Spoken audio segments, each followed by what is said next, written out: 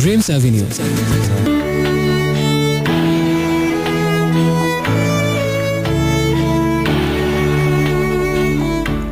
Hello friends, শুনছেন এই মুহূর্তে আপনার নির্ঘুম বন্ধু, মধ্যরাতের আগন্তুক বন্ধু ইরাজকে। আর শুরু হয়ে গেল ড্রিমস অ্যাভিনিউ, স্বপ্ন সড়ক, এবং শনিবার রাতের বিশেষ আয়োজন রেডিও আমার 88.4 FM এ। এবং শনিবার রাতের এই সময়টা রাত 11টা থেকে 2টো পর্যন্ত আমি থাকি। আমি আজকেও আছি, নিশ্চয়ই আজীবন থাকবো, থাকতে চাই অন্তত। আর ইরাজের সাথে থাকুন এবং স্বপ্নগুলো ছড়িয়ে দিন আমার কাছে, জানিয়ে দিন মনের কথাগুলো, যে কথাগুলো বলতে চান এই সময়টাতে। কোনো এক মনীষী বলেছিলেন, না আজকে আর ব্লাফ দেবো না, কোনো এক মনীষী বলেননি, এটা আমার মনের কথা। সেটা হচ্ছে যে রাত 11 থেকে 2টা আমার শোয়ের টাইম বলে না, আমার কাছে এমনিতেও মনে হয়, আমার ব্যক্তিগত জীবনে আমি দেখেছি যে এই সময়টাতেই কেন জানো না খুব বেশি নিজস্ব কিছু ভাবনা কাজ করে। একা থাকলে খুব বেশি একেবারেই নিজের আপন, গোপন এবং একান্ত নিজের কিছু অনুভবের সাথে নিজেই খেলা করা যায়, এবং স্বপ্নের ডানাটা বা কল্পনার বেলুনটা অনেক বেশি দূরে ওড়ে। কেন যেন আমার কাছে মনে হয় 11 থেকে 2টো, এটা হচ্ছে মহেন্দ্রক্ষণ। এটা নিছক আমার শোয়ের টাইম বলে বলছি না, তাই যেহেতু সেই মহেন্দ্রক্ষণেই আমি থাকি, এটা আমার একটা সৌভাগ্য। আর যেহেতু আপনার দুর্ভাগ্য, আমাকে এই 3 ঘন্টা সহ্য করতে হবে। না হয় দুর্ভাগ্যটাকে আরেকটু ভালো করার, মানে সৌভাগ্যে পরিণত করার চেষ্টা করুন, নিজের কিছু প্রিয় গান শুনে, এবং সেগুলো যদি কাউকে ডেডিকেট করতে চান সেগুলোর মাধ্যমে, আর সেই সাথে বন্ধু ভেবে যদি আমাকে কাছে টেনে একটা দুটো মনের কথা বলা যায় সঙ্গোপনে, নিশ্চয়ই আজকেও তাই হবে। আর SMS করার নিয়মটা বলে দিই, আপনার মোবাইল ফোনের SMS অপশনে যাবেন, গিয়ে প্রথমে লিখবেন রেডিও আমারের শর্টেস্ট ভার্সন, যেটা হচ্ছে RA স্পেস দিয়ে আপনার নাম, ঠিকানা এবং তারপরে কথাগুলো, আর লিখে পাঠাবেন যে নাম্বারটা, সেটা হচ্ছে একটাই নম্বর 6969। দেখা যাক এই নাম্বারের আজকে কতগুলো SMS আসে। আর প্রথম যে গানটা প্লে করবো, আমি আগেই বলেছিলাম যে শোয়ের আগ মুহূর্তে যে গানটা মাথার মধ্যে ঘুরপাক খেতে থাকে, আমি সেই গানটা দিয়ে প্রোগ্রাম স্টার্ট করি। আজকেও তার ব্যত্যয় হবে না। এই গানটা ইনফ্যাক্ট আমি একটু আগেও আমি গাড়িতে শুনছিলাম, সেই গানটাই প্লে করছি। খুব interesting lyrics. I use to love her but I had to kill her. অনেক ভালোবাসতাম তাকে, কিন্তু তারপরে তাকে খুন করতে হলো। অদ্ভুত লিরিক্স, ব্যান্ডটাও অদ্ভুত, নামটাও অদ্ভুত, গানস এন্ড রোজেস, বন্দুক এবং গোলাপগুলো। Okay. Bitchin', bustin', cussin'.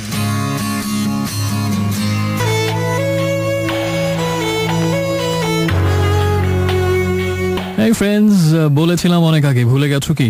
এটা হচ্ছে এই গানের শেষ লাইন আর আমার এই লিঙ্কের প্রথম লাইন। বিকজ বলেছিলাম অনেক আগে, একটু আগে, সেটা হচ্ছে যে রাত 2টো পর্যন্ত আমি থাকবো তোমার সাথে, এবং দিস ইজ মি ইরাজ। এই শোটা হচ্ছে ড্রিমস অ্যাভিনিউ, আর যে স্টেশনটাতে এই মুহূর্তে তুমি টিউন করে আছো সেটা হচ্ছে রেডিও আমার 88.4 FM। সে যাই হোক, ড্রিমস অ্যাভিনিউ তো শুরু হয়ে গেল, এবং প্রথম 2টো গান আমরা শুনে ফেললাম। 2টো পাঙ্ক নাম্বার ছিল। প্রথমটা হচ্ছে গানস এন্ড রোজেসের গান I use to love her by I had to kill her. আর পরেরটাও ছিল আরেকটা পাঙ্ক নাম্বার, দুটোই গ্রেট। অর্থহীনের গান চাইতে পারো second version, which was released back in 2008 in their album অসমাপ্ত নাম্বার 1। অনেক বন্ধু SMS পাঠিয়েছেন আমাকে এই মুহূর্তে, তার মধ্যে অনেকেই আছেন, এবং ফার্স্ট SMS সেন্ডার হচ্ছে ছায়া মিরপুর থেকে। আজকে বোধহয় রাশেদকে, সে অনেক রাশেদ 1 2 3 4 5 নম্বরে চলে গেছে দেখা যাচ্ছে। ছায়া আমাকে জানিয়েছেন যে that's pretty sweet of you, but আরো আরো আরো আরো আমি মনে করি না এটা আমাদের কোনো ডিস্টেন্স হবে কখনোই আমাদের মধ্যে। I don't think so. আমরা সবসময় কানেক্টেড থাকবো। আর আমাকে জানিয়েছেন ড্রিম গার্ল, সেটা হচ্ছে যে ড্রিম গার্ল, আমি থ্যাংক ইউ বলছি তোমাকে। আর আমি অবশ্যই তোমার কথা মতো এটা আমি দায়িত্বটা পালন করব।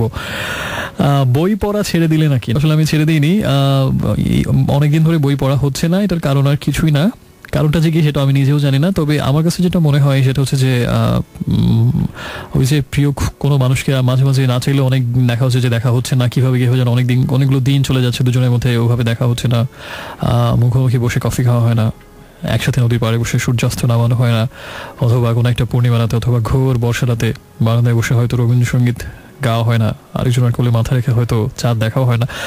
না চাইলে অনেক সময় হয়ে যায়, কি কারণে কিভাবে যেন হয়ে যায়। জীবন আমাদেরকে নিয়ে মাঝে মাঝে অনেক মঞ্চ নাটক বা টিভি নাটক যেটাই বলুন সেটা খেলে। তো আমার সাথে বইয়ের সাথেও মনে এরকম হচ্ছে, আমার বহুদিন ধরে বই পড়া হচ্ছে না, which is very much unusual. আমি খুব শীঘ্রই আবার বই পড়া শুরু করবো, এই কথা আমি বহুদিন ধরে বলে যাচ্ছি। আমার কাছে যেটা মনে হয় আসলে ফ্যাক্ট যেটা, সেটা হচ্ছে যে ভালো করে লাভ দেওয়ার আগে পিছিয়ে যাওয়া বলে একটা কথা আছে। তো আমার মনে হয় যে অনেক বেশি করে পড়া শুরু করার আগে একটু পিছিয়ে যাওয়া, একটু বিরহ নেওয়া, সেটা আর কিছু না। শীত এসেছে, শীতেই আবার বইয়ের সাথে আমার সখ্যতা শুরু হবে। শীতের সময়টা নাকি অনেক বেশি রোমান্টিক, অনেকে বলে থাকে। So my sweet heart books, তার সাথে আমার আবার রোম্যান্স শুরু হবে এই শীতেই হয়তো। আমাকে জানিয়েছেন এরপরে আরেকটা বন্ধু, সেটা হচ্ছে রাশেদ আমাকে জানিয়েছে ঘোরাঘুরি কথা অ্যাজ ইউজুয়াল এবং দারুণ কেটেছে। গতকালকে গাজীপুরে ঘুরতে গিয়েছিল এবং খুব ছুটি নিয়ে সুন্দর কেটেছে তার। জেগে আছেন এই মুহূর্তে তারার সাথে, আকাশে দারুণ নাকি একটা চাঁদ, এবং কয়েকটা কবিতা হলে বন্ধ হয় না। কবিতা আজকে হবে নিঃসন্দেহে, আহসান হাবিব প্রবাবলি। নিশাত, নভিন 3 বোন একসাথে আমাকে SMS করেন অলওয়েজ এবং আজকেও জানিয়েছেন SMS করে। খুব জীবনের ক্রম বিকাশ, ক্রম পরিবর্তনের ধারা নিয়ে SMS করেছেন, খুবই উঁচু দরের SMS, এবং আমি ততটাই নিচু দরের দেখে আমার মাথার উপর দিয়ে গেছে। অ্যালন গার্ল আমাকে জানিয়েছেন নস্টালজি এপিসোড আরেকবার শুনতে চান। আর পরিস্বপ্ন আমাকে জানিয়েছেন সেটা হচ্ছে যাচ্ছেন অ্যালন গার্ল বলেছে যে যদি তুমি নাও থাকো এই ভায়োলিনের মিউজিকটা যেন এই প্রোগ্রাম থেকে চলে না যায়। পরিস্বপ্ন আমাকে জানিয়েছে সেটা হচ্ছে যে হারিয়ে গিয়েছি শুনতে চাই অর্ণবের। অনেকদিন এই গানটা শোনা হয় না, সুন্দর গান।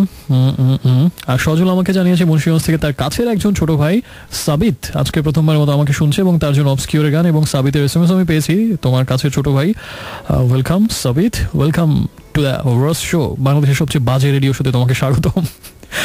তুহিন আমাকে পুরো ঢাকা থেকে জানিয়েছে যে বিপিএল এ কোন টিম সাপোর্ট করো। আমি কোনো টিমই সাপোর্ট করছি না, ইনফ্যাক্ট বিপিএল জিনিসটা আমার কাছে ভালো লাগে না। এর কারণ অনেকগুলো আছে। কারণটা হচ্ছে যে আসলে খুব অর্গানাইজিংয়ে অনেক দুর্বলতা থাকে, অনেক লেজে গোবরে অবস্থায় টুর্নামেন্টটা প্রত্যেকবার হয় এবং হাস্যকর সব সার্কাসের মতো কিছু ম্যাটেরিয়াল হয় প্রত্যেকবারই বিতর্কে জন্ম দেয় এটা, এবং এবারও হয়েছে, যেটা অলরেডি খবরের পাতায় হয়তো নিশ্চয়ই সবার নজরে এসছে। এবং এটা আমার কাছে মনে হয় যে আসলে প্রফেশনালিজমের অনেক অভাব এই টুর্নামেন্টটাতে থাকে, অনেক বেশি অ্যামেচারিশ এবং অনেক বেশি মহল্লার ক্রিকেটের ফ্লেভারের মতো অনেক কিছুই হয়। তো সব কিছু মিলিয়ে আমার কাছে আসলে, এবং আমার কাছে যেটা মনে হয় যে আসলে এইভাবে একটা টুর্নামেন্ট অ্যারেঞ্জ করে আসলে ক্রিকেটের জন্য কিছুই হচ্ছে না। যারা স্পন্সর তারা ব্যাপক মুনাফা লাভ করবেন, যারা টিমের ওনার তারা হচ্ছে স্পন্সরের বিভিন্ন স্পন্সর টিকিট মানি এগুলো থেকে তাদের ইনভেস্টমেন্ট আরো বহুগুণে তুলে আনবেন, প্লেয়াররাও লাভবান হবেন, প্রচুর কারিগরি টাকা কামাবেন, কিন্তু আলটিমেটলি এরকম একটা মানে সম্পূর্ণ রকম মানসম্পন্ন না এরকম একটা টুর্নামেন্ট অ্যারেঞ্জ করে আসলে ক্রিকেটের কি ইম্প্রুভ হচ্ছে বা লোকাল ক্রিকেটের কি ডেভেলপমেন্ট হচ্ছে বা ইয়াং ট্যালেন্টের কি নার্চারিং হচ্ছে, আসলে আমার কাছে মনে হয় যে ওই দিকটা সবচেয়ে বেশি জোর দেওয়া উচিত ছিল। যেমন IPL-এ যেটা ইন্ডিয়াতে হয়েছে, যে IPL চালু হওয়ার পর থেকে ইন্ডিয়াতে অনেক বেশি স্পেশালি ওয়ানডে এবং T20 ক্রিকেটার অনেক উঠে এসছে ওই টুর্নামেন্টের মাধ্যমে, যারা পরবর্তীতে জাতীয় দলে সুযোগ পেয়েছে। কিন্তু আমার কাছে মনে হয় যে আমাদের এখানে BPL-এ সেটা আসলে একদমই হচ্ছে না।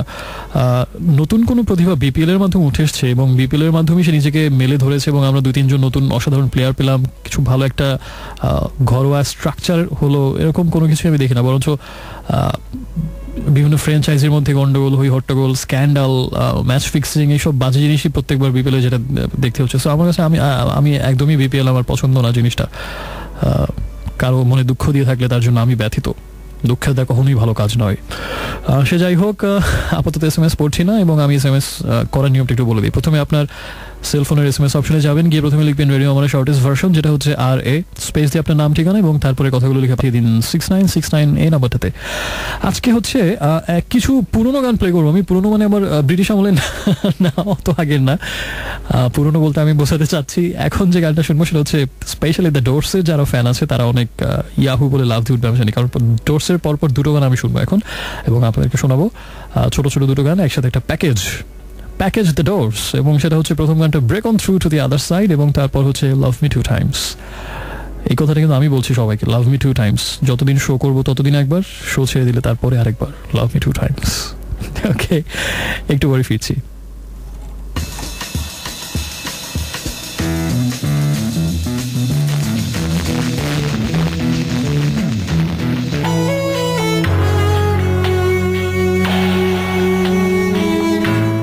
হ্যালো ফ্রেন্ড, শুনছেন এই মুহূর্তে আপনার মধ্যরাতের আগন্তুক বন্ধু ইরাজকে, আর চলছে ড্রিমস অ্যাভিনিউ শনিবার রাতের বিশেষ আয়োজন অনলি অন রেডিও আমার 88.4 FM। সময় হচ্ছে এক্স্যাক্টলি 11:40 শুনছিলাম একটু আগে আমরা যে গানগুলো, সেগুলো হচ্ছে একদম শুরু থেকেই বলে দিই। গানস এন্ড রোজেসের গান ছিল আই ইউজ টু লাভ হার, তারপরে ছিল অর্থহীনের গান চাইতে পারো 2, এবং তারপরে ছিল দ্য ডোরসের দুটো গান শোনানোর কথা বলেছিলাম আমি। তিনটে গান শুনিয়ে দিয়েছি একটু করে, break on through to the other side, hello, এবং তারপরে ছিল লাভ মি টু টাইমস, একটা বোনাস ছিল।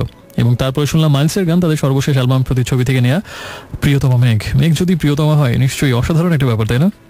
কিন্তু শীতের দিনে নিশ্চয়ই হবে না, শীতের দিনেও ডেফিনেটলি আকাশে মেঘ থাকে। কিন্তু আমি যেটা বলতে চাচ্ছিলাম সেটা হচ্ছে যে মানে প্রিয়তমার অনেকগুলো রূপ আপনি দেখতে পেতেন। কখনো হচ্ছে যে একেবারে ঘোর বর্ষা, যখন আকাশ কালো করে মেঘ জমা হয়ে আসে, এখনই বর্ষণ শুরু হবে, তখন মনে হবে আপনার প্রিয়তমা অভিমান করেছে আপনার উপরে, ক্রন্দশী প্রিয়তমা।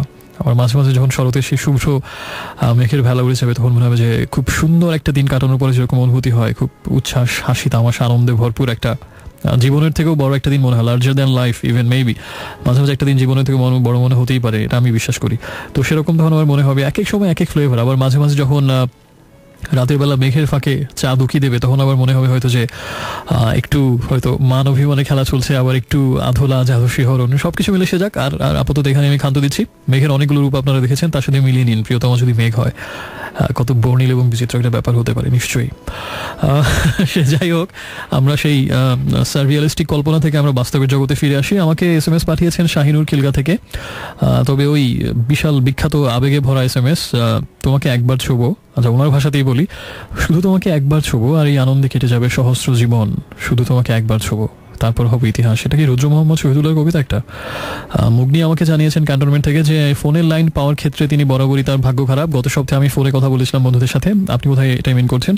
আমি হয়তো কখনোই লাইন পাবো না, আপনার সাথে আমার হয়তো কখনোই ফোনে কথা হবে না, কিন্তু দেখবেন কোনো একদিন যদি, নিশ্চয়ই হতে পারে, হওয়াটা অস্বাভাবিক কিছুই না, যে যখন কৃষ্ণচূড়ার সিজন থাকে ওই যে মে জুন মাসে, ওই সময়টা দেখবেন যে মানিক অ্যাভিনিউ দিয়ে আমি হেঁটে যাচ্ছি, আপনিও হেঁটে আসছেন মুখোমুখি দিক থেকে, এবং দূর থেকে মনে হচ্ছে যে এই ক্যাবলাকান্ত ছেলেটা কে কে কে কে হতে পারে, পথ ছাড়ছে না, একেবারে সরাসরি হেঁটে আসছে। কাছে আসলে দেখবেন আমি, সেটা হয়তো এভাবে একদিন দেখা হয়ে যেতেই পারে, অসম্ভব কিছুই না। Life is stranger than fiction, জীবন অনেক কিছুই ঘটে যা বাস্তবেই সম্ভব, অবাস্তবে বা গল্প সিনেমায় কোনো সম্ভব না। জীবন আরো অনেক বেশি বিচিত্র। আমাকে শাওন লিখেছেন জিঞ্জিরা থেকে, নগর বলে গান শুনতে চান, যেদিন বন্ধু চলে যাব। বিদায়ের গান কেন শুনতে যাচ্ছে না? নিজেও আমাকে মোহাম্মদপুর থেকে জানিয়েছেন সে যে বসে আছে এই গানটা তার খুব বেস্ট ফ্রেন্ডের জন্য। এই গানটা এত বেশি জনপ্রিয়তা পেয়েছে এবং আমার কাছে যেটা মনে হয় অর্ণবের পর আরেকটা গান উচিত ছিল, সে যে দাঁড়িয়ে আছে, অথবা আগের গানের জনপ্রিয়তায় সে যে শুয়ে পড়েছে, এরকম একটা গান করা উচিত ছিল। এবং কনসার্টে যেটা দেখেছি যে মানে এই গানটা এত বেশি রিকোয়েস্ট আসে, এই কারণে একটা সময় মানে গায়ক যা নিজের সৃষ্টির গানটা, তার তো আর খুশি হওয়ার কথা যে না আমার এই গানটা মানুষ এত শুনতে চাইছে, এটাই স্বাভাবিক। কিন্তু কোন লেভেলের রিকোয়েস্ট আসলে বা অন্য গান ছাপিয়ে একটা গান বড় হয়ে গেলে আসলে মানে নিশ্চয়ই শিল্পীর জন্য সেটা বিব্রতকর হয়ে যায়। যেমন মনে করেন একজন ডিরেক্টর অনেকগুলো ভালো সিনেমা করলো, কিন্তু একটা এত বেশি বিখ্যাত হয়ে গেল, মানুষ ওটা নিয়ে বেশি কথা বলছে, অন্য ভালো কাজগুলোর দিকে তাকাচ্ছি না, তখন আমার মনে হয় যে ওই শিল্পীর বা ওই শিল্প স্রষ্টার এক ধরনের আক্ষেপ তৈরি হতেই পারে যে না ওই একটা নিয়ে কেন সবাই মাতামাতি করছে, আরো অনেক ভালো কাজ দেখার মতো ছিল, বোঝার মতো ছিল, সেগুলো হয়তো ইগনোর থেকে যাচ্ছে, যেটা আমার কাছে মনে হয় অনেক বড় বড় শিল্পীর ক্ষেত্রেই সত্যি হয়েছে। যেমন অর্ণবের এই গানটা এত বেশি জনপ্রিয়তা পেয়েছে, অনেকের অনেক ভালো গান সেভাবে আলোচিত হয়নি, এবং এটা সব আর্টিস্টের ক্ষেত্রেই সত্যি, এবং যার ফলে এই গানটা আসলে অর্ণব কনসার্টে একেবারে প্রচন্ড রকম বিরক্ত হন, এবং এই গানটা বাদে অন্য কোনো গান, এবং এই গানটা আমি এলআরবিরও একই জিনিস দেখেছি, সেই তুমি কেন এত আছে না হলে, আয়ুব বাচ্চু অনেক কনসার্টে আমি দেখেছি উঠেই বলেছেন যে এই গান ছাড়া অন্য যে কোনো গানের রিকোয়েস্ট করবেন প্লিজ। তো যেমন সত্যজিৎ রায় সিনেমা ডিরেক্টর, পথের পাঁচালী এতটাই আলোচিত যে তার অনেক ভালো সিনেমা নিয়ে ভাবে সেভাবে আলোচনা হয়নি, এবং এরকম অনেক এক্সাম্পল দিয়ে দেখানো যাবে যে আসলে একটা নিয়ে এত বেশি মাতামাতি হয়েছে। আমার কাছে মনে হয় যে শিল্প বোঝার ক্ষেত্রে বা শিল্পের সত্যিকারের গুণাগুণ হৃদয়ঙ্গম করার ক্ষেত্রে আমাদের কাছে মনে হয় যে আমাদের মধ্যে একটা হুজুগ কাজ করে, সবাই ওটাকে ভালো বলছে তার মানে আমি ওটাকে খারাপ বলতে পারবো না, যদি বলি তাহলে আমি স্রোতের বিরুদ্ধে যাবো, আমি আর্ট বুঝি না, এরকম একটা ধারণা তৈরি হবে। আবার সবার একটা জিনিস খুব ভালো লেগেছে, আমার সেটা ভালো লাগেনি, খারাপ লেগেছে, আমি এটা বলতে পারবো না, বললে মনে হয় আমি অনেক উজবুক, একমাত্র আমি বুঝি না। আবার একটা জিনিস সবার খারাপ লাগছে, কেউ ভালো বলছে না, কিন্তু আমার কাছে অনেক ভালো লেগেছে, আমি তখন চক্ষু লজ্জার ভয়, মানুষজন কি বলবে এই ভয় আমি দুঃখিত চুপ করে থাকলাম। এটা কিন্তু হয় আমাদের ক্ষেত্রে, এই সাইকোলজিক্যাল কনফ্লিক্টটা কাজ করে, কিন্তু আমার মনে এটা সত্যি না। অনেক বিখ্যাত একটা শিল্প আপনার কাছে ভালো নাই লাগতে পারে, লাগতেই হবে এমন কোনো কথা নেই। আবার সবাই খুব বাজে বলছে, জঘন্য বলছে, এরকম একটা জিনিস আপনার কাছে খুব ভালো লেগে যেতেই পারে, মনের উপরে হাত নিয়ে। আর তার থেকে বড় যুক্তি হচ্ছে যে শিল্পের আসলে কোনো নির্দিষ্ট মানদণ্ড নেই যে না এরকম হলে এটা সার্থক শিল্প, এটা একটা অ্যাবসার্ড একটা ধারণা, এবং এটা আসলে আমার কাছে যেটা কমপ্লিটলি অ্যাবস্ট্রাক্ট একটা বিষয়। কিন্তু সবাই আসলে ওই হুজুগে বা স্রোতে গা ভাসানো নীতিতে আমরা বেশিরভাগ সময় চলি শিল্পের ব্যাপারে। সে যাই হোক, একটা বিশিষ্ট বক্তৃতা দিয়ে ফেললাম। পরের SMS এ যাচ্ছে, আমাকে তৌসিয়া মগবাজার থেকে জানিয়েছে তুমি কি আর্জেন্টিনা নাকি ব্রাজিল নাকি বার্সেলোনা নাকি রিয়াল মাদ্রিদ কোন দলে সাপোর্ট করো? এই চারটা দলের একটাও করি না। ন্যাশনাল টিমের ক্ষেত্রে জার্মানি এবং ক্লাবের ক্ষেত্রে বায়ার্ন মিউনিখ। তবে আমার এক্ষেত্রে একটা জিনিস বলে নিই, সেটা হচ্ছে যে আমি সত্যিকারের ফুটবলের সমর্থক, অর্থাৎ ওই রকম গোড়া কোনো ইয়ে নেই যে না জার্মানি ছাড়া অন্য কোনো দলের খেলা খেলবো না, বা জিতলে টিভি ভাঙবো, হইচই করবো, অন্য দলের সমর্থকদেরকে গালিগালাজ করবো, বিজয় অন্য দল হারলে মিছিল বের করবো। এগুলো আমার কাছে মনে হয় যে এক ধরনের উগ্রতা, এবং এর মধ্যে একটা সংকীর্ণতা আছে।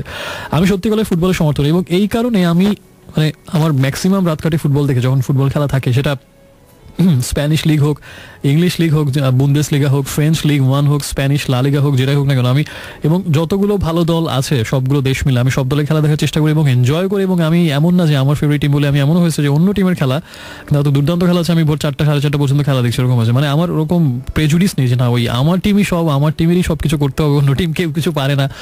আমি অ্যাকচুয়ালি ফুটবল লাভার, সো যেখানেই ভালো ফুটবল সেখানেই আমি, কোনো ক্লাব টিম নির্বিশেষে।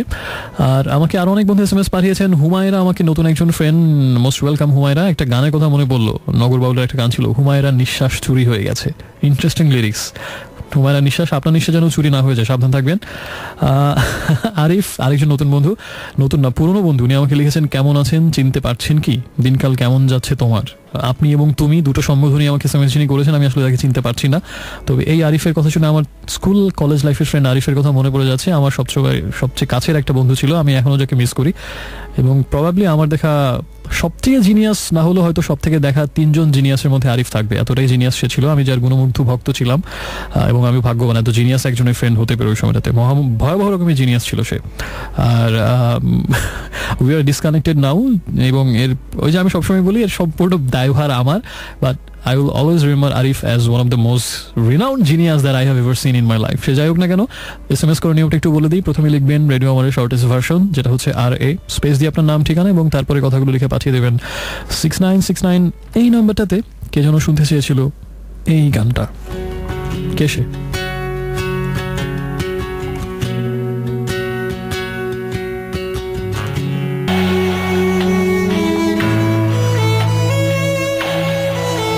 Hello friends, welcome back. শুনছেন এই মুহূর্তে আপনার নির্ঘুম বন্ধু এবং মধ্যরাতের আগন্তুক বন্ধু। আজকে আরেকবার আর চলছে শনিবার রাতের বিশেষ আয়োজন dreams avenue, only on radio আমার 88.4 FM। সময় হচ্ছে 12:04 এবং শুনছিলাম একটু আগে যে গানটা, সেটা হচ্ছে তাহসানের একটা গান তুমি ময়। এবং জে আমাদের দুজন বিখ্যাত লিসনার তারা গানটা শুনতে চেয়েছিলেন। এবং জে কথা আরেকবার বলতে হবে, বিকজ আমাকে মাহিদ হাসান সাব্বির আমাকে যেটা লিখেছেন সেটা হচ্ছে যে আগের এপিসোডগুলো শুনতে চান, কিভাবে পারবেন। এটাও জেএনজি ক্রেডিট। তারা হচ্ছে যে ইউটিউবে ড্রিমস অ্যাভিনিউ উইথ আরজিরাজ এই নামে আপলোড করে থাকেন, সার্চ দিলে নিশ্চয়ই পাবেন। আর নিয়াজ আমাকে জানিয়েছেন বরাবর মতো খুব সুন্দর কিছু গানের রিকোয়েস্ট। স্টিং এর গান desert rose, I know I loved you by Savage Garden, yellow by Coldplay, smells like teen spirit by Nirvana, আরও অনেকগুলো। সারাহ ম্যাকলাফলানের গান অ্যাঞ্জেল এবং don't know why Norah Jones এবং এরকম সুন্দর সুন্দর কিছু গানের রিকোয়েস্ট। এখান থেকে অবশ্যই অন্তত একটা থাকবে। নিয়াজ 21 শতকে আমার এই প্রতিজ্ঞাই শপথ তোমার সাথে আমার। মর্নিং গার্ল আমাকে জানিয়েছেন 2 ডিসেম্বর তার জন্মদিন, so happy birthday to you morning girl. আর সজল আমাকে জানিয়েছি মুর্শিদাবাদ থেকে। তো আমি নাকি বলেছিলাম কোনো এক কুখ্যাত দিন, কোনো এক বিশিষ্ট দিনে যে আমি স্বরচিত কবিতা, ঠিক বলিনি, বলেছি যে স্বরচিত কিছু এলোমেলো উল্টাপাল্টা কথাবার্তা, সেগুলো নিয়ে একটা এপিসোড করবো। এবং সেটা কবে, আজকে পারলে ফোন কল নাও। সেটা কবে, হ্যাঁ আমি বলেছিলাম। বিষয়টা হচ্ছে আমি একটা জিনিস বলি, সেটা হচ্ছে আমি ব্যক্তিগত জীবনে প্রমিসের ব্যাপার খুব সিরিয়াস। আমি মানে পার্সোনাল লাইফে যদি কাউকে কোনো প্রমিস করি, আমি আমার সাধ্যমতো চেষ্টা করি সেটা রাখার জন্য।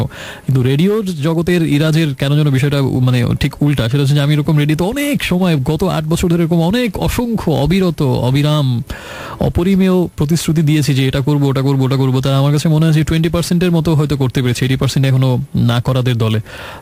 আমি জানি না ওটা কোন পার্সেন্টেজের ভিতরে পড়বে, 20 নাকি 80, লেটস সি।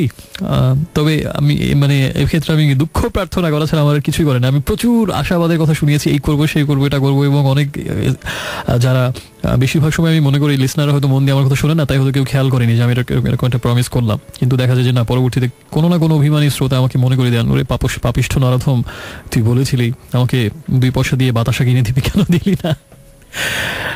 আয়েশা ধানমন্ডি থেকে জানিয়েছে সেটা হচ্ছে যে গান, হ্যাঁ আই নো যে তুমি দ্য ডোরসের গান অনেক পছন্দ করো এবং ক্রিস্টোফ কিয়োসলোভস্কির একটা মুভি দেখা হয়েছে রিসেন্টলি, দ্য নো এন্ড। এবং আমার সবচেয়ে প্রিয় ডিরেক্টরদের একজন ক্রিস্টোফ কিয়োসলোভস্কি, পোলিশ এই ডিরেক্টর, অসাধারণ। আমার কাছে মনে হয় যে his movies are larger than life technology, একটা কথা বলেছিলাম আজকে, জীবনের থেকে বড়। নির্জন আমাকে জানিয়েছেন সেটা হচ্ছে বন্ধন সুতোর এক প্রান্তে ছোট্ট জ্যোৎস্নার পশরা সাজিয়ে প্রতীক্ষা করব, স্নিগ্ধ নদীতে ঢেউ তুলে আমাকে জাগাবে কেউ একজন একদিন। প্রচন্ড অস্থির লাগছে, কেন আপু, আই ডোন্ট নো ওয়াই। এবং নোরাজের একটা গান শুনতে চেয়েছি একটু আগে, ডোন্ট নো ওয়াই। ঋষিতা আমাকে জানিয়েছে সেটা কালকে তার জন্মদিন, so happy birthday to you Rishita. এবং ঋষিতার পরে কি ঈশিতা নাকি না, ঋষিতার পরে হচ্ছে সানিয়া ফ্রম কাকরাইল। সেটা লিখেছে যে তার প্ল্যান হচ্ছে মুভি দেখা, এই সাথে প্রচুর মুভি দেখবেন এবং আমাকে একটা ভালো বিশাল একটা মুভি লিস্ট দিতে বলেছেন। এই মুহূর্তে লিস্ট দিতে পারছি না, কারণ আমি প্রায়শই অনেক মুভির কথা বলি, সো আর নতুন করে লিস্ট দেওয়ার দরকার নেই। তবে আজকে movie of the week segment হচ্ছে আমি পরশুদিন যে সিনেমাটা দেখেছি সেই সিনেমাটা শেয়ার করবো, অসাধারণ একটা সিনেমা, আপনি এটা দেখতে পারেন অবশ্যই। হৃদিতা আমাকে জানিয়েছেন বরিশাল থেকে, সেটা হচ্ছে যে যদি পারেন এভাবে স্বপ্নপথে দ্রষ্টা। ওকে, থ্যাংক ইউ আপু, এত সুন্দর SMS করে আমাকে ইন্সপায়ার করার জন্য। হোয়াইট রোজ, ইয়া ওয়েলকাম ব্যাক, অনেকদিন পর আসলেন, আমাদের সাথে জয়েন করলেন এবং সূর্যের তপ্ত রোদে দাঁড়িয়ে হয়তো পুড়ে যাবে বিষণ্ণতার আগুনে, তবু আকাশের কোনো এক কোনায় দাঁড়িয়ে অপেক্ষা করব সুখ নামক স্বপ্নের। খুব সুন্দর SMS white rose.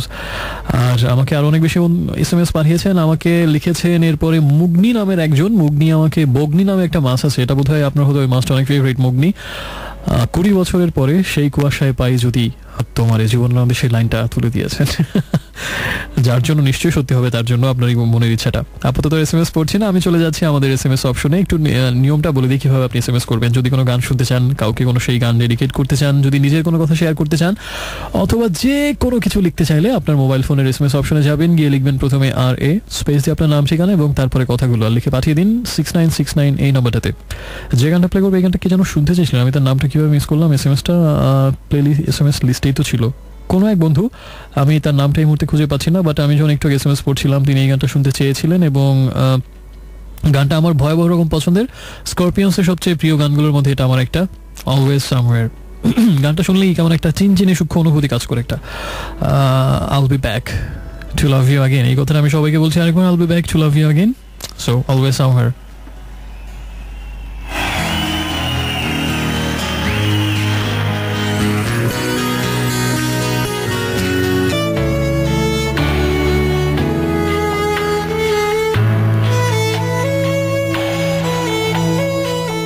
Hello friends, welcome back. শুনছেন এই মুহূর্তে রেডিও আমার 88.4 FM, আর শুনছেন আপনার সোলমেট অ্যান্ড আলটিমেট রেডিওমেট হিরাজকে। শনিবার রাতের এই বিশেষ আয়োজনে সবাইকে আরেকবার স্বাগত জানাচ্ছি। সময় এখন এক্স্যাক্টলি 12:27 শুনছিলাম একটু আগে যে গানটা, সেটা হচ্ছে ভাইকিংসের গান এবং এলোমেলো, রান আউট সিনেমা থেকে গানটা নেওয়া হয়েছে। আর আমার কাছে মনে হচ্ছে এটা অদ্ভুত সুন্দর, দুর্দান্ত একটা কম্পোজিশন, মানে জেনুইন রক নাম্বার, অদ্ভুত মিউজিক কম্পোজিশন, মানে আমার খুবই ভালো লেগেছে গানটা। ভেরি মাচ কোয়ালিটি সং, এলোমেলো বাই ভাইকিংস। এবং তার আগে ছিল স্করপিয়ন্সের গান অলওয়েজ সামওয়্যার। আর এদিকে আমাকে অনেক বন্ধু SMS পাঠিয়েছেন, তাদের মধ্যে কয়েকটা SMS পড়ে আমি একটা সেগমেন্টে চলে যাব। ফারিয়া আমাদের একজন নতুন বন্ধু এবং তিনি ব্যাপক আত্মবিশ্বাস নিয়ে আমাকে জানিয়েছেন, আমি নিউ ফ্রেন্ড তোমার, আমি জানি তুমি ওয়েলকাম করবেই। এত আত্মবিশ্বাসী একজনকে ফিরিয়ে দেওয়া যায় না, confidence is the strength. So your welcome, most welcome. এবং ড্রিম গার্ল অনেক SMS এর আগেও করেছিলেন, কিন্তু আসল কথাটা এতক্ষণে জানালেন, আগামীকালকে তার জন্মদিন। সো এই দুষ্টু মিষ্টি মেয়েটাকে আমরা জন্মদিনের শুভেচ্ছা জানাচ্ছি সবাই মিলে, হ্যাপি বার্থডে টু ইউ। আর তার জন্য নাকি আমার গিফট হচ্ছে আমি SMS পড়লেই এবং উইশ করলেই সেটাই হচ্ছে বড় gift. Oh I am so lucky and honoured. আর আমাকে একজন জানিয়েছেন জানিয়া নাকি জেনিয়া নাকি জিনিয়া আপনার নামটা, এই বান্দা, এই নাদান বান্দা সেটা উদ্ধার করতে পারছেন এই মুহূর্তে। এবং খুবই শান্ত একটা প্রশ্ন করেছেন, কারণ প্রশ্নটা হচ্ছে শান্তশিষ্ট এই বিষয়ক প্রশ্ন, যে আমি কি অনেক শান্ত কিনা, এটা হচ্ছে তার অবজারভেশনে মনে হয়েছে। এটা রেডিওতে আমাকে শুনে বেশিরভাগেরই 99% তাই মনে হয় যে আমি খুব শান্ত, ভদ্র, চুপচাপ একটা ছেলে। অনেকে হয়তো ভেবে থাকেন চশমা টশমা পরি এবং খুব গুরুগম্ভীর একটা, এরকম আমি অনেকের কাছে শুনেছি, আই ডোন্ট নো এরকম কেন ভাবেন। তো আসলে আমি শান্ত কিনা এই প্রশ্নের উত্তর সামনাসামনি আসলে বুঝবেন যে কত ধানে কত চাল। তবে রেডিওতে সবাই বিভ্রান্ত হন, আমাকে সবাই খুব শান্ত এবং খুব একেবারেই গোবেচারা, শান্ত, ভদ্র, খুব এরকম একটা ছেলে মনে করেন, যেটা আসলে একদম আমি না। আমার কাছের বন্ধুরা সেটা খুব ভালো মতো জানে, বন্ধুরাই সবচেয়ে ভালো জানে, কারণ অত্যাচার তাদেরকে বেশি সহ্য করতে হয়। এবং ফ্যামিলি মেম্বাররা খুব সুন্দর কিছু নামের বন্ধুরা SMS পাঠিয়েছেন। অর্থী নামের একজন পুরবী বসু নামের একজন সাহিত্যিক আছেন এবং তার হাজব্যান্ডও সাহিত্যিক, জ্যোতিপ্রকাশ দত্ত। এবং সে যাই হোক, ব্লু নাইটিঙ্গেল আমাকে জানিয়েছেন খুব সুন্দর একটা কথা, সেটা হচ্ছে যে your emotion can drag you into the gutter or it can take you to the highest peak of consciousness. আপনার আবেগ আপনাকে একেবারে মানে খানাখন্দে গর্তে ধ্বংসের রাস্তা করে নিক্ষেপ করতে পারে, আবার আপনার আবেগই পারে আপনাকে সচেতনতার একদম চূড়ান্ত স্তরে আপনাকে উপনীত করতে। এই কথাটার সাথে আমি একমত, তবে তার সাথে আমি আরো কিছু সাপ্লিমেন্ট করতে চাই, সেটা হচ্ছে যে শুধুমাত্র আপনি বলেছেন কনশাসনেসের কথা, সচেতনতা নিজের সম্পর্কে, অস্তিত্বের সম্পর্কে, কিন্তু কনশাস লেভেলের বাইরে আরো যে কিছু লেয়ার থাকে, যেমন সাবকনশাস লেয়ার, এবং আমার কাছে মনে হয় যে সুপার ন্যাচারাল লেয়ার, এবং সব লেয়ারই আমার কাছে মনে হয় যে আবেগ থাকলে যাওয়া সম্ভব। আবেগহীন ব্যক্তি সেটা কখনোই সেই স্তরে যেতে পারে না। আমি একটা কথা চারপাশে শুনি, মানে খুব জনপ্রিয় একটা মতবাদ চালু আছে হয়তো মানুষের মধ্যে আশপাশে, যেটা আমাকে প্রায় শুনতে হয়, সেটা হচ্ছে যে আবেগপ্রবণ লোকরা নাকি আসলে বোকা, তারা আসলে ইমোশনাল ফুল এবং তারা হচ্ছে আসলে জীবনে অনেক পস্তায় এর জন্য, আবেগের জন্য, যার বিকজ তারা আবেগকে বর্জন করতে পারে না এবং তাদেরকে কেঁদে কেঁদেই বুক ভাসিয়ে জীবন পার করতে হয়। আর সত্যিকার অর্থে যারা প্র্যাকটিক্যাল, তারাও তারাই হচ্ছে সত্যিকারের বুদ্ধিমান এবং তারা জীবনটাতে খুব ভালো থাকে, বিকজ তারা অতটা ইমোশনাল না এবং তাই তাদেরকে অত বেশি সাফার করতে হয় না, অত বেশি শকড হতে হয় না জীবনে। বেশিরভাগ লোকের এরকম একটা ধারণা আমি চলার পথে দেখেছি বিভিন্ন মানুষের কাছ থেকে। নিশ্চয়ই এই কথা দেয়ালে লিখে রাখেন না কেউ, কিন্তু আমি কথাবার্তা অনেকের কাছ থেকে শুনি। বাট আমি এটার ঘোরতর বিরোধী এই মতবাদের। আমার কাছে মনে হয় যে যারা ইমোশনাল তারা আসলে ফুল না, যারা ইমোশনলেস তারাই আসলে ফুল। বিকজ হচ্ছে লিও টলস্টয় একজন বিখ্যাত সাহিত্যিক, তার একটা উক্তি আমি একটু রেফার করি। সেটা হচ্ছে যে উনি বলেছেন যে যারা অনেক বেশি সেন্সিটিভ ইমোশনালি এবং অনেক নরম মনের, তারা অনেক দুঃখ পায় জীবনে, এটা সত্যি। কিন্তু এবং তারা আসলে ভালোবাসা পেতে চায় বা ভালোবাসতে জানে, ভালোবাসা দিতে পারে, আবার ঠিক ততটা তীব্রভাবে পেতে চায়। এবং এই তীব্রতার কারণেই ওই আগের দুঃখটাকে খুব দ্রুত তারা কাটিয়ে উঠতে পারে, কারণ তাদের হৃদয়টা হচ্ছে একটা উর্বর ভূমির মতো এবং সেটা ভালোবাসার প্রত্যাশী সবসময় থাকে। তাই আবার খুব সেই তার ওই গুণটার কারণেই তো খুব দ্রুত তার হৃদয় শুশ্রূষাটা হয়ে যায়। এরকম একটা কথা লিও টলস্টয় বলেছেন। সেটা তার কথা। আর আমার যেটা কথা সেটা মনে হচ্ছে যে সেটা আমার যেটা মতবাদ ঠিক না, আমি কোনো বিশিষ্ট কুতুব না যে মতবাদ দিব, এটা আমার মনে হয় আর কি। সেটা হচ্ছে যে মানুষ আসলে ইমোশনলেস বা কম ইমোশনাল, যারা আপনাদের মানে অনেকের ভাষায় যারা আসলে সত্যিকারের উইনার এবং বুদ্ধিমত্তা, তারা আসলে জীবনে বেঁচেই থাকলো, অনেকগুলো দিন রাত, অনেক বসন্ত শরৎ বর্ষা পার করলো, সেগুলোর মাহাত্ম্য না বুঝে, সেগুলোর প্রকৃত গভীরতা না বুঝে, সৌন্দর্য না বুঝে, শুধু সচেতন থেকেই গেল যে না দুঃখ যেন তাকে না টাচ করে, এবং খুব শুধুমাত্র বুদ্ধির খেলা খেলেই গেল, এবং শুধুমাত্র খুব বেশি কশাস থাকলে যেটা হয়, খুব বেশি সাবধান থাকলে, আপনি যদি পথ চলতে গিয়ে খুব বেশি সাবধান থাকেন যে পথে পায়ে কাটা ফুটলো কিনা বা ভাঙাচোরা আছে কিনা, উঁচু নিচু আছে, হলে পথ হাঁটার আনন্দটা থেকে বঞ্চিত হবেন। এবং তার ফলে আপনি পুরো পথের জার্নিটা যখন শেষ করবেন, তখন যেটা হবে সেটা হচ্ছে যে আপনি খুব গর্ব নিয়ে বলতে পারেন না আমি একটা আঘাতও পাইনি, একটা ব্যথাও পাইনি পথ চলতে গিয়ে, একটা কাটাও আমার পায়ে ফুটেনি। কিন্তু আপনি হয়তো খেয়াল করবেন না যে পথ হাঁটার আনন্দ থেকে আপনি পুরোপুরি বঞ্চিত।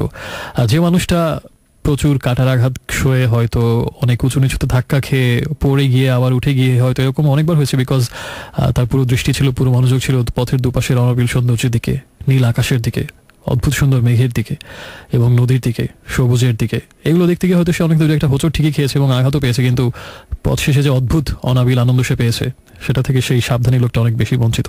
তাই আমার কাছে মনে হয় যে ইমোশনাল যারা খুব বেশি, তারা আসলে জীবনে অনেক দুঃখ পায়, অনেক কষ্ট পেলে, এবং তাদের বিশ্বাস নিয়ে অনেকে খেলা করলেও দিনের শেষে তারাই জয়ী। কারণ অনেক কষ্টের পরও তারা যে অবিরাম বা অবিরত যে আনন্দটুকু পেয়েছে, অনেক কষ্টের দাম দিয়ে হয়তো যে ক্ষুদ্র আনন্দটুকুও কিনেছে, ওই তীব্র আনন্দের অনুভূতিটা ওই সাবধানী লোকটার অজানা। এবং ওই এক মুহূর্তের আনন্দের জন্য 100 বছর কষ্ট করা যায়, সত্যিকারের ওই এক মুহূর্তের আনন্দ যদি জীবনে আসে।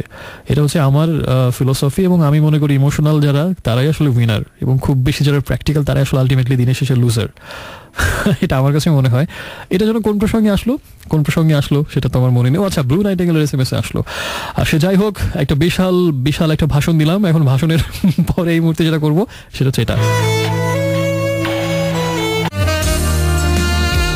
Movie of the week. So friends, ভাষণের পরে ওয়েলকাম সবাইকে মুভি অফ দ্য উইক সেগমেন্টে। এবং আজকে একটু আগেই বলেছিলাম আমি যে আজকে একটা মুভির কথা বলবো, এবং একজন মুভির ভালো কিছু মুভির নাম শুনতে চেয়েছিলেন, তো আমি তাকে বলেছিলাম যে আজকে একটা ভালো মুভির কথা বলবো, এটা দেখতে পারেন। গত পরশুদিন রাতে সিনেমাটা দেখেছি আমি, এবং দুর্দান্ত একটা সিনেমা। এই সিনেমাটা আমি কিনেছিলাম অনেক আগে, বেশ কয়েকবার দেখতে গিয়েও আনফর্চুনেটলি দেখা হয়নি। এখন আফসোস হচ্ছে যে আরো আগে কেন দেখলাম না। 2014 একটা সিনেমা, এবং ওই সিনেমাটা ওই বছরের অস্কার নমিনি ছিল, অর্থাৎ শ্রেষ্ঠ সিনেমার নমিনেশন পেয়েছিল। শুধু শ্রেষ্ঠ সিনেমার না, 6টা অস্কারের নমিনেশন পেয়েছিল। সেরা ছবি, সেরা ডিরেক্টর, সেরা অ্যাক্টর, সেরা সাপোর্টিং অ্যাক্ট্রেস, সেরা মৌলিক চিত্রনাট্য, এবং দুঃখিত ঠান্ডায় গলায় সমস্যা হচ্ছে, এবং সেরা শিল্প নির্দেশনা বা সেরা চিত্রগ্রহণ বা দৃশ্যায়ন যেটাই বলি না কেন, বেস্ট সিনেমাটোগ্রাফি, এই 6টা ক্যাটাগরিতে অস্কার পেয়েছিল। এবং সাদা কালো একটা সিনেমা, 2014 সালে হলেও সিনেমাটা সাদা কালো ফরম্যাটে বানানো হয়েছে, এবং অদ্ভুত অসাধারণ সিনেমাটা অবশ্যই একা দেখবেন, কারণ বন্ধু বান্ধবদের নিয়ে দেখতে বসলে সবাই একটু পরে সবাই বলবে কি একটা সিনেমা ছেড়েছিস, একে তো সাদা কালো, দ্বিতীয়ত কি এক বুড়া মানুষকে দেখাচ্ছে, সিনেমা চেঞ্জ কর খুব তাড়াতাড়ি। সো একা দেখবেন খুব মন দিয়ে, স্পেশালি তারা যাদের কাছে ফ্যামিলি অনেক বড় একটা বিষয়, যাদের কাছে জীবনের সবচেয়ে বড় আশ্রয় হচ্ছে সবকিছু শেষে, দিনের শেষে বাবা মা ভাই বোন, সেই পরিবারের কাছে ফিরে আসতে হয়। ফ্যামিলি ভ্যালুস যাদের কাছে অনেক হাই, এবং ফ্যামিলি যাদের কাছে সবচেয়ে বড় প্রতিষ্ঠান, তাদের অবশ্যই সিনেমাটা দেখা উচিত, কারণ আসলে পরিবার নিয়ে সিনেমাটা। আচ্ছা, কাহিনী অনেক বললাম। সিনেমার নাম হচ্ছে নেব্রাস্কা, 2014 ফিল্ম, এবং আলেকজান্ডার পাইনের একটা সিনেমা। আলেকজান্ডার পাইন সবসময় একটু ভিন্ন ধারার, একটু ব্যতিক্রমী সিনেমা বানান, এবং মেবি এটা তার সবচেয়ে সেরা কাজ।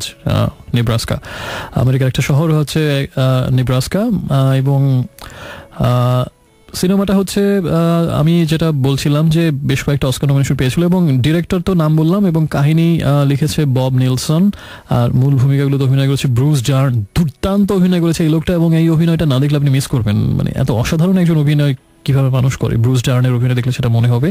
উডি ক্যারেক্টারটাতে অভিনয় করেছেন তিনি, তার ছেলের ভূমিকাতে অভিনয় করেছেন ডেভিডের ভূমিকায় উইল ফোর্তে এবং তার স্ত্রীর ভূমিকাতে অভিনয় করেছেন জুন স্কুইব এবং আরও বব ওডেনকার্ক এই সিনেমাতে আছেন।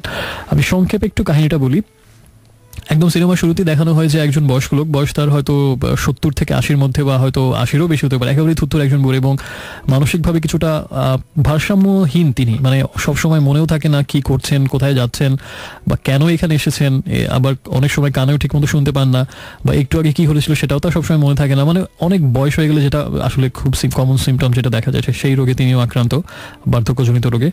তো এবং তার একটা বড় বৈশিষ্ট্য হচ্ছে যিনি অসম্ভব রকম সহজ সরল একজন মানুষ। ওই যে একটু আগে আমি যে কথাগুলো ভাষণে বলছিলাম যে টু মাচ ইমোশনাল এবং মানুষকে বিশ্বাস করতে ভালোবাসেন। যে মানুষ এসে তাকে যাই বলে, কেউ যদি তাকে এসে বলে যে না আজকে মানে সূর্য পূর্ব দিকে না উঠে পশ্চিম দিকে উঠেছে, উনি ওটাই বিশ্বাস করবেন। এতটাই সহজ সরল একজন লোক। তো আমার আপনার ভাষা হয়তো খুব ফুল একজন মানুষ, বোকা একজন মানুষ যিনি সবার সব কথা বিশ্বাস করেন অবলীলায়। তো এই মানুষটা কিছুটা নিঃসঙ্গ, কারণ তার দুই ছেলে বড় হয়ে দুজনই আলাদা আলাদা এই মুহূর্তে আলাদা আলাদা বাসায় থাকেন এবং তাদের নিজের জীবন নিয়ে ব্যস্ত। একজন হচ্ছে একটা দোকানের সেলসম্যান, আরেকজন অনেক বড় সেলিব্রিটি, একটা নিউজ চ্যানেলের নিউজ প্রেজেন্টার। আর সেই বৃদ্ধা স্ত্রীকে নিয়ে তার একা একা নিঃসঙ্গ দিন কাটে সেই উডি নামক ক্যারেক্টারটা।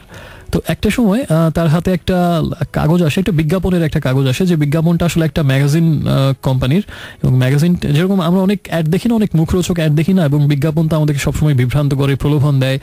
আপনি মাত্র এটা করলেই হচ্ছে 1 কোটি টাকা প্রাইজ মানি পেয়ে যাবেন এবং অমুক পণ্য কিনলে তার সাথে যে স্ক্র্যাচ কার্ড পাবেন সেই স্ক্র্যাচ কার্ড ঘষলে আপনি পেয়ে যেতে পারেন লক্ষ লক্ষ টাকার পুরস্কার, গাড়ি বাড়ি, মোবাইল ফোন, গহনা, অ্যাপার্টমেন্ট, অনেক কিছু এরকম। তো পত্রিকার পাতায়, টিভিতে আমরা প্রায়শই এরকম অ্যাড দেখি এবং আমরা হয়তো তাদের এই বানোয়াট বিভ্রান্তিকর বিষয়গুলো ধরতে পারি, কিন্তু এই মানুষটা তো একেবারেই সহজ সরল আলাভোলা, পৃথিবীর কোনো জটিলতা তিনি বোঝেন না। তাই তার কাছে যখন এরকম একটা অফার আসে যে না সামান্য এইটা করলেই আপনি $1 মিলিয়ন জিতে যাবেন, তো এর ভেতরের সূক্ষ্ম কারসাজিটা ওই সহজ সরল বৃদ্ধ লোকটা ধরতে পারে না। তিনি মনে করেন তিনি $1 মিলিয়ন অলরেডি জিতে গেছেন, এই ধারণাটা তার জন্মায় এবং তিনি সেই বিজ্ঞাপনের কাগজটা নিয়ে রওনা হয়ে যান সেই কোম্পানির উদ্দেশ্যে। সেটা হচ্ছে আরো অনেক দূরের একটা শহর, লিঙ্কনে। এবং লিঙ্কন হচ্ছে উনি প্রথমে যেখানে ছিলেন বিলিংস, মন্টানা স্টেটের বিলিংস শহরে। বিলিংস থেকে লিঙ্কন মোটামুটি 3-4 দিনের বা 2-3 দিনের জার্নি।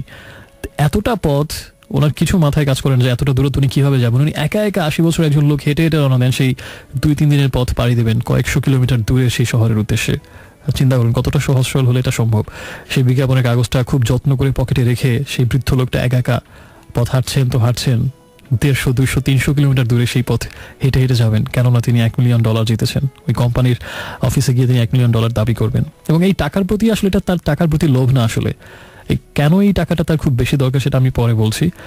তো প্রায়শই তিনি এরকম বাসা থেকে বের হয়ে যান সেই বিজ্ঞাপনের কাগজটা নিয়ে। কোনোদিন পুলিশ তাকে ধরে নিয়ে আসে আবার বাসায় ফেরত দিয়ে যায়, কোনোদিন পরিচিত কোনো লোকজন দেখে তাকে বাসায় ফেরত দিয়ে যায়, এরকম প্রায় হয়। কিন্তু ওনাকে বোঝানো যায় না যে না আসলে উনি কোনো প্রাইজ মানি জেতেননি, এটা আসলে একটা বিজ্ঞাপনের একটা ভাওতাবাজি, উনি আসলে কিছুই জেতেননি এবং কিছুই পাওনি। যতই তাকে বলা হয় তিনি ঠিকই মাথা নাড়ান, হ্যাঁ বুঝতে পেরেছি আর করবো না এরকম। পরের দিন ঠিকই আবার তিনি সকালবেলা উঠে একা সেই বৃদ্ধ লোকটা 300-400 কিলোমিটার দূরে সেই শহরের উদ্দেশ্যে হেঁটে হেঁটে রওনা দেন। তো এরকম অনেকবার হয়। শেষ পর্যন্ত তার ছোট ছেলে ডেভিড, আমরা বুঝতে পারি বাবার প্রতি ডেভিডের আবেগটাই অনেক বেশি, কারণ পুরো সিনেমাটা আসলে ডেভিড এবং তার বাবা উডির ভেতরের কেমিস্ট্রি নিয়ে আসলে সিনেমার বেশিরভাগ সময় বাবা এবং সন্তানের, ফাদার অ্যান্ড সান, এই দুজনের ভেতরে যে কেমিস্ট্রি। তো ডেভিড অনেক বোঝানোর চেষ্টা করে, যখন দেখে যে না তার বাবাকে কোনো কিছুতেই বোঝানো যাচ্ছে না, তখন ডেভিডের মাথায় একটা খুব ভালো একটা চিন্তা, সেটা হচ্ছে যে তার বাবার বেশি দিন বাঁচবেন না, হয়তো আর 6 মাস 1 বছর। তো এই শেষ বয়সে শেষ দিনগুলোতে সে যদি একটা ফ্যান্টাসি নিয়ে তিনি ভালো থাকেন, একটা ফ্যান্টাসি নিয়ে যদি তিনি মনের মধ্যে রেখে যদি সুখ পান, তাহলে এটা ভাগানোর আর দরকার কি। এবং তার যেহেতু এত ইচ্ছা সেই লিঙ্কন শহরে গিয়ে ওই কোম্পানির অফিসে যাওয়া, না হয় সেও বাবার সাথে ওই লিঙ্কন শহরে রওনা দিক।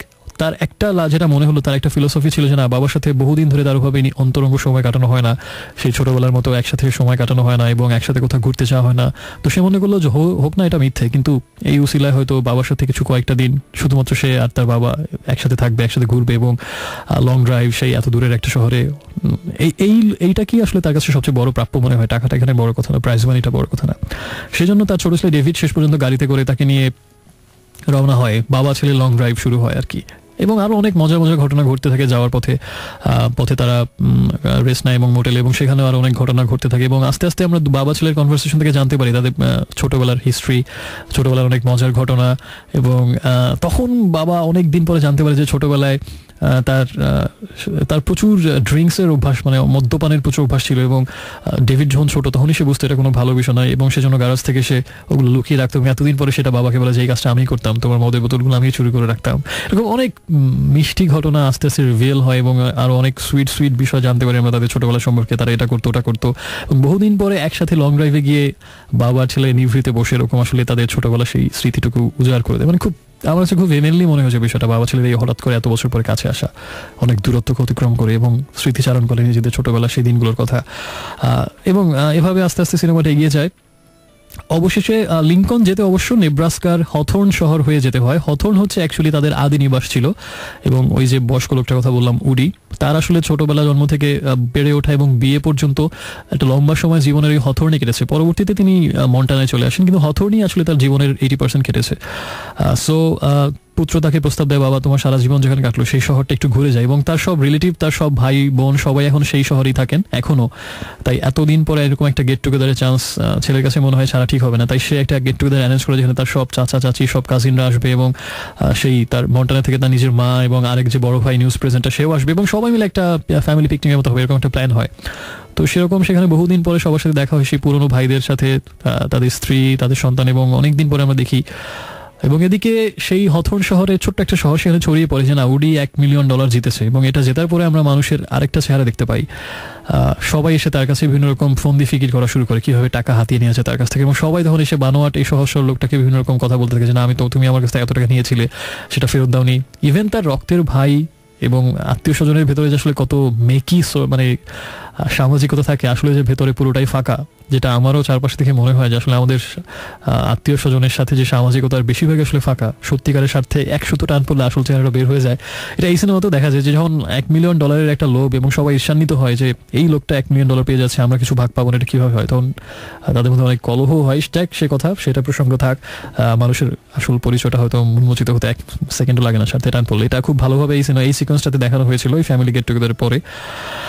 তারপর যেটা হয়, যেহেতু তার মা এবং বড় ভাইও চলে আসে তাদের সাথে সেই গেট টুগেদার, এবং তখন 4 জনে মিলে তাদের পুরো পরিবার বহুদিন পরে একত্র হয়। বিকজ লাস্ট তারা কবে এরকম হয়েছিল মনে পড়ে না, 2 ভাই এবং বাবা মা সেই তার বাবার স্মৃতি বিজড়িত সেই শহরে হথর্ন। এবং সেই বৃদ্ধ উডি তখন ঘুরে ঘুরে তার ছেলেদেরকে দেখায় তার জীবনের মুহূর্তগুলো কোথায় গেছে। এই বাড়িতে তার জন্ম, এই রুমেই ছিল তার নিবাস, এবং এই জানলা দিয়ে ছোটবেলায় বাইরে তাকিয়ে থাকতে থাকতে কতদিন তার কেটেছে সেই দূরের ধুধু প্রান্তর, তার বাবা মায়ের ঘর, এবং তার পুরো বাড়ির পাশে যে তাদের ফার্ম হাউস, পুরোটা ঘুরে ঘুরে দেখায় অনেক যত্ন নিয়ে তার 2 সন্তানকে।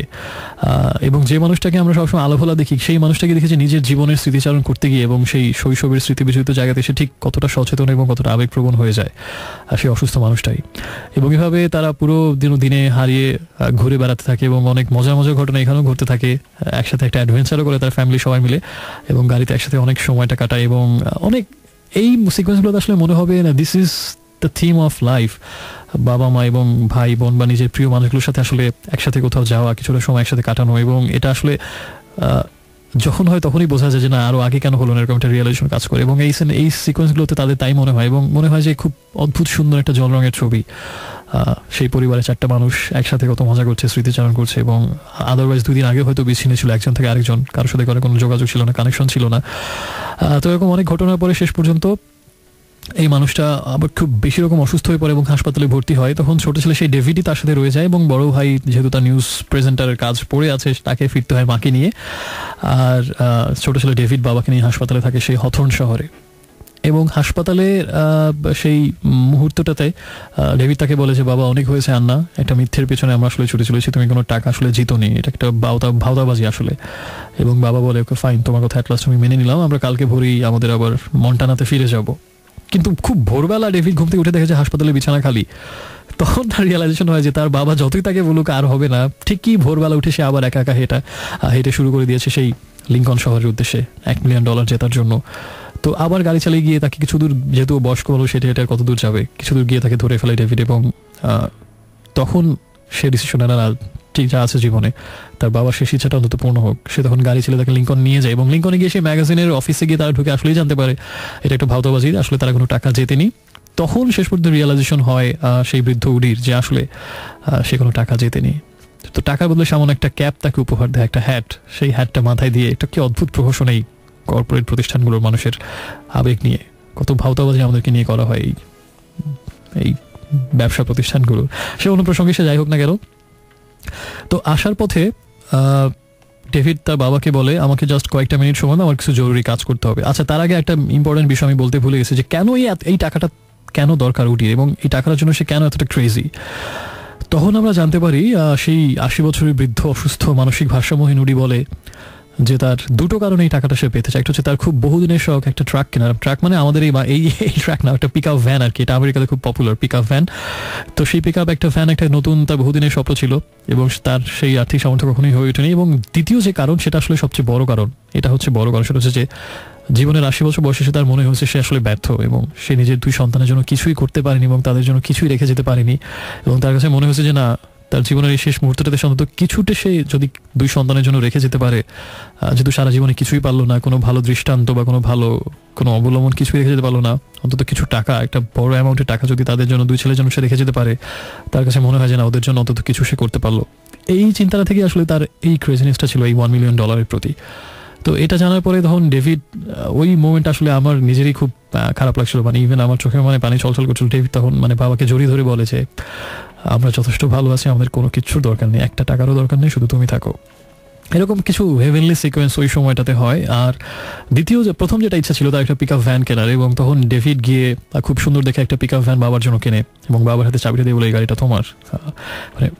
মানে পুত্র হয়ে আসলে বাবার ইচ্ছা পূরণ করতে পারার আনন্দটা আমার কাছে মনে হয় সবসময় পৃথিবীর সবকিছু থেকে হয়তো অনেক কিছু থেকে হয়তো অনেক বেশি দামি, এবং সেই অদ্ভুত স্বর্গীয় আনন্দটা ডেভিড ওই সময়টাতে পায়। এবং দুজনে তারা সেই নতুন কেনা পিক আপ ভ্যানটা ড্রাইভ করে আবার সেই মন্টানা শহরের উদ্দেশ্যে রওনা হয়। এবং একটা স্টেজে এসে সেই তার পুরনো হথর্ন শহরে এসে তখন বাবার হাতে চাবিটা দিয়ে বলে এবার তুমি একটু গাড়ি চালাও।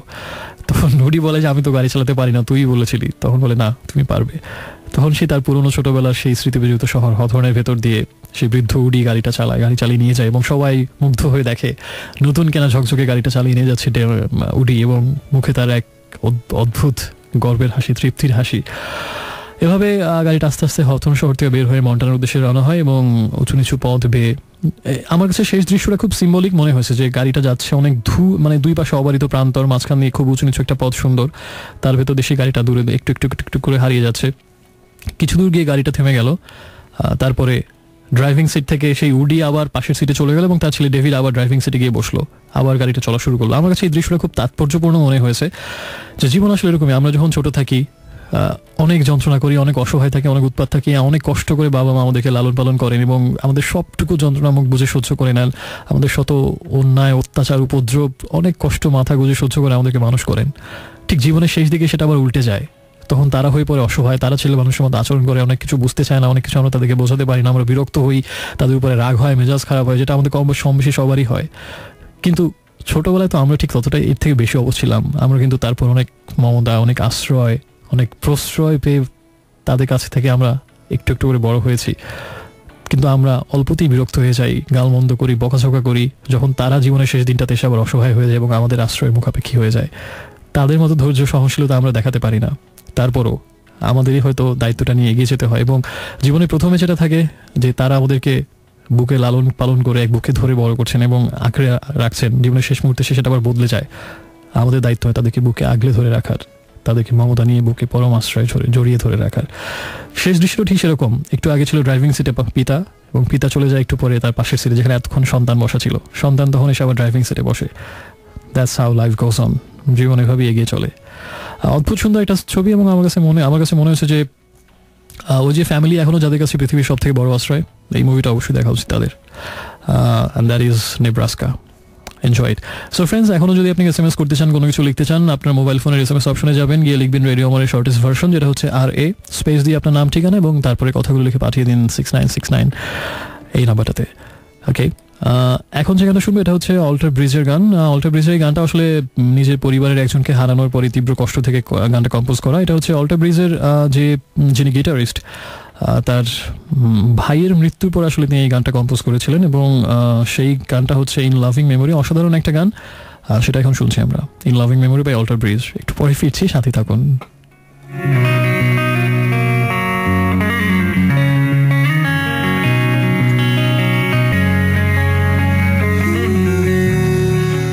একটা ছোট্ট ভুল ইনফরমেশন দিয়েছিলাম, এটা আসলে তার ভাইয়ের না, তার মায়ের মৃত্যুর পরে গানটা করা হয়েছিল, তার প্রয়াত মা তাকে স্মরণ করে শূন্য ঘরে ফিরে তার কথা ভেবে যখন অনেক বেশি বিষণ্ণতা কাজ করতো তার মধ্যে।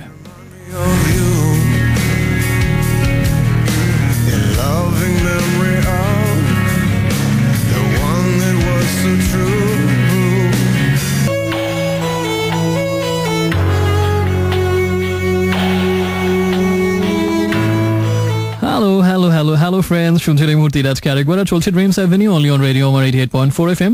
শুনছিলাম একটু আগে আমরা যে গানটা, সেটা হচ্ছে ওয়ারফেজের গান, মনে পড়ে সেই রাতের কথা, তুমি আমি নদী তীরে। ভয়াবহ রকমের প্রিয় একটা গান আমার, এবং এই গানটা শুনলে আমি আর আমার মধ্যে থাকি না। আমি যেন আমি নাই, কি যেন একটা ছোটবেলা একটা শোনা একটা ছড়া বলি মনে করে, আমি যেন আমি না, আমি যেন কই, আমি যদি হই কদুর ছোলা কই। এটা নিয়ে অর্থ নিশ্চয়ই বুঝতে পারছেন না, কাহিনীটা আরেকদিন বলবো, আজকে শুধু এটুকু শুনে রাখেন। আমি যেন আমি না, আমি যেন কই, আমি যদি আমি হই কদুর ছোলা কই। আচ্ছা, বলেই ফেলি, বিষয়টা হচ্ছে যে চরম বোকা একটা লোক ছিল আমার মতো, আমার থেকেও বেশি বোকা, ভয়াবহ বোকা রকমের একটা লোক। তো সেই বোকা, মানে পৃথিবীর সর্বশ্রেষ্ঠ বোকা ধরিনি, এর থেকে বোকা হওয়া সম্ভব না। তো সেই বোকা লোকেরও একদিন বিয়ে হলো, বাবা মা তাকে ধরে টরে একটা মেয়ে এনে, সুন্দর দেখে একটা মেয়ে এনে বিয়ে টিয়ে করিয়ে দিল, যে বিয়ের পরে যদি বোকা বুদ্ধিমান হয়ে যায়। তো বোকা এমনই বোকা, বিয়ের পরে তো কিছু সাংসারিক দায় দায়িত্ব থাকে, যেমন বাজারে যাওয়া, বাজার টাজার করে আনা। তো আমার মতো যারা ফাঁকিবাজ আছেন, যারা এই ভয় হয়তো বিয়ে করবেন না, সেরকম ওই বোকা না, বোকা বিয়ে করলো এবং বিয়ের পরে বাজারে টাজারেও তাকে যেতে হলো। তো বাজারে গেলেই সে হারিয়ে যায়, সে আর পথের দিশা করে উঠতে পারে না, এবং কোন পথে যে সে বাড়ি থেকে এসেছিল আবার কোন পথে ফিরে যাবে সে আর কিছুতেই তাল মেলাতে পারে না। একদিন চলে যায় যাত্রাবাড়ি, একদিন চলে যায় গাবতলী, এরকম বিষয়টা। আসল জায়গা তো কখনোই খুঁজে পায় না, মানুষজন ধরে টরে নিয়ে আসে। তো এভাবে তো তার বউ তো প্রচন্ড পিসড অফ, সাজুগুজু করে থাকা একটা বউ, খুব সুন্দরী একটা বধূ তার।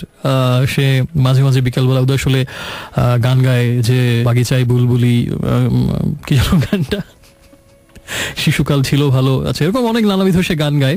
তো এরকম খুব শৌখিন একটা মেয়ের কপালে এরকম একটা বোকার হদ্দে একটা স্বামী জুটলো, সে তো কেটে কেটে অস্থির একাকার, চোখের জলে বুক ভাসিয়ে সে শুধু হাপুস নয়নে অল্টার ব্রিজের গান শুনে, এরকম একটা ব্যাপার আর কি।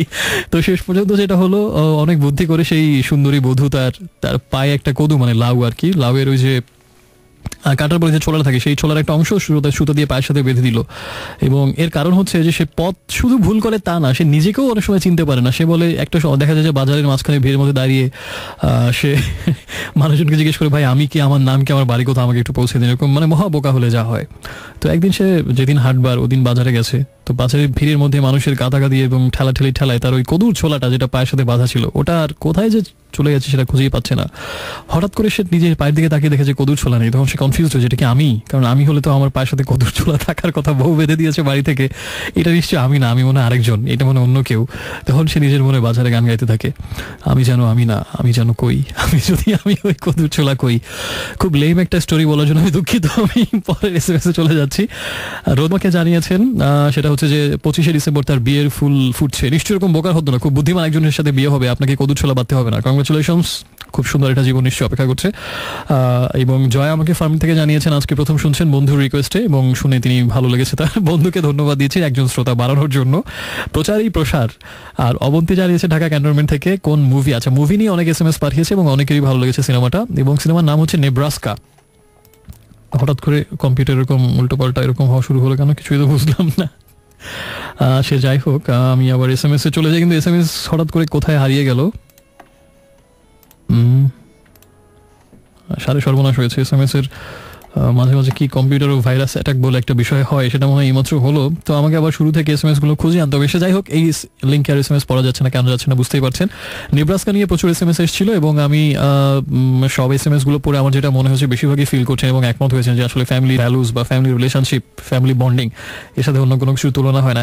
এবং একজন একটা কথা লিখেছিলেন যে ডেভিড অনেক কেয়ারিং বাবার প্রতি, এবং আমরা আসলে হয়তো যেতাম না নিজের সবকিছু ছেড়ে, এবং সিনেমাতে কিন্তু এক্স্যাক্টলি তাই হয়েছে। সে নিজের জবের ঝুঁকি নিয়ে, তার জবটা চলেও যেতে পারে এত লম্বা একটা ছুটি নিলে, কিন্তু সেই সবের তোয়াক্কা না করে তার মনে হয়েছিল যে না, বাবার সাথে ভাবে বহুদিন সময় কাটানো হয় না এবং বেশি দিন তার বাবা বাঁচবেন না, এই চিন্তা করে সেই হয়তো এটাই তার বাবার সাথে অন্তরঙ্গভাবে কাটানো হয়তো শেষ দিনগুলো। সেই চিন্তা করে সে জব-টবের তোয়াক্কা কিন্তু না করে সে বাবার সাথে চলে যায়। তার একটা অদ্ভুত পাগলামি, একটা একেবারে এমনও না যে কোনো স্পেসিফিক প্ল্যান বা আসলে কোনো টাকা তারা জিতে যাচ্ছে, সেই অদ্ভুত খেয়াল বাবার, সেটা পূরণ করার জন্যই সে বাবাকে নিয়ে রওনা দেয় লিঙ্কন শহরের উদ্দেশ্যে। ঠিক আমরা আসলে উল্টো কাজটা করি। আমরা আসলে বেশিরভাগ সময় হচ্ছে ফ্যামিলিকে সময় দেয় না, বিকজ আমরা অনেক কাজে, অনেক ডিফিকাল্ট এবং অনেক ইজি কাজে আমরা বিজি থাকি, এবং আমাদের ক্যারিয়ার নিয়ে, আমাদের এই নিয়ে সেই নিয়ে, ব্যবসা নিয়ে, আমাদের ফ্যামিলি নিয়ে এত বেশি বিজি থাকি যে এবং এক্সকিউজ হিসেবে দাঁড় করে এগুলো কি আসলে এই কারণে সময় করে উঠতে পারছি না, যা হচ্ছে না, দেখা হচ্ছে না, আসলে খুব চাই, আমরা খুব হাউতাশ করি। আসলে সত্যি অর্থে জীবনের যদি দামি জিনিসের প্রায়োরিটি লিস্ট করা হয়, বা দামির যদি কোনটা সবচেয়ে বেশি দামি, তারপর কোনটা সেখানে বাবা মার দাম বা নিজের পরিবারের দাম আসলে কোথায় থাকা উচিত? এক নম্বরে নাকি অনেক কিছুর পরে? এবং আমার কাছে মনে হয় যে জীবনে বেশিরভাগ সময় আসলে আমরা এক্সকিউজ দিই যখন কাউকে মিস করার প্রসঙ্গটা চলে আসে, বা তার কারোর প্রতি কমিটমেন্টের কথা চলে আসে, তখন বিভিন্ন রকম ব্যস্ততা, এই সেই, এগুলো সবই আসলে বাজে কথা, অজুহাত। সত্যিকার অর্থে যদি কাউকে প্রায়োরিটি দেই, পৃথিবীর সব কাজের আগে তার কাজটা, কিন্তু আমরা বিভিন্ন সময়, বেশিরভাগ সময় অজুহাত দেখি আসলে সেটা অ্যাভয়েড করি। তার মানে প্রায়োরিটি লিস্টে সে অনেক নিচের দিকে চলে গেছে, একসময় হয়তো আগে ছিল, এরকম হতে পারে। তাই আমার কাছে মনে হয়েছে যে আসলে ক্যারিয়ার সবকিছুই মিছে। একটা দিন আসবে যখন আপনি ক্যারিয়ার নিয়ে প্রচুর ভাবার সময় পাবেন, সবাইকে অনেক সময় দেওয়ার সুযোগ পাবেন, বন্ধু, স্ত্রী বা অন্য সবাইকে, বা সবকিছুর পিছনে অনেক সময় দেয়, কিন্তু ওই সময়টাতে অনেক কাঁদলেও সেই দুজন মানুষ সবকিছুর পরে অন্তত পৃথিবীতে সব মানুষই হয়তো বদলে যায়, সব মানুষই হয়তো স্বার্থ চিন্তার ঊর্ধ্বে উঠতে পারে না, এবং পৃথিবীর সব মানুষই হয়তো একেবারে চরম সংকটকালে, একেবারে সংকটের চূড়ান্ত সীমায় পৌঁছে আপনাকে ছেড়ে চলে যাবে। ভালোবাসার গভীরতা যত বেশি, হয়তো সে হয়তো আরো অনেক বেশি সময় থাকবে, অনেক বেশি ক্রাইসিসও আপনাকে সাপোর্ট দেবে, কিন্তু তারও একটা সীমা আছে। একেবারে চূড়ান্ত ক্রাইসিসে বা চূড়ান্ত বিপদে ওই সময়টাতে হয়তো কেউই পাশে থাকবে না। অন্তত পৃথিবীর দুটো মানুষ সব চিন্তার ঊর্ধ্বে উঠে, সব প্র্যাকটিক্যালিটির ঊর্ধ্বে উঠে, সব স্বার্থ চিন্তার ঊর্ধ্বে উঠে শুধুমাত্র তার অন্তরের একটা অংশ কেটে আপনাকে বানানো হয়েছে বলে সেই টানটা কখনোই অগ্রাহ্য করতে পারে না। সেই দুজন মানুষকেই আমরা আসলে প্রায়োরিটি লিস্টে অনেক নিচে নামিয়ে দিই যতটা সময় এগোতে থাকে। হয়তো প্রায়োরিটি লিস্টে 1, 2, 3 অন্য অনেক কিছু চলে আসে। আমার কাছে মনে হচ্ছে যে সেই স্রোতধারায় আমরাও যারা গা ভাসিয়ে দিয়েছি, আমাদের জন্য নেব্রাস্কা সিনেমা দেখাটা আসলে খুব জরুরি। সেজন্যই আজকে এই সিনেমার কথা বললাম। এবং আপাতত SMS বা অন্য কিছু না বলে গানে চলে যাই। SMS করে নিয়মটা শুধু বলি, প্রথমে লিখবেন রেডিও আমাদের শর্টেস্ট ভার্সন, যেটা হচ্ছে RA স্পেস দিয়ে আপনার নাম, ঠিকানা এবং তারপরে কথাগুলো লিখে পাঠিয়ে দিন 6969 এই নাম্বারটাতে।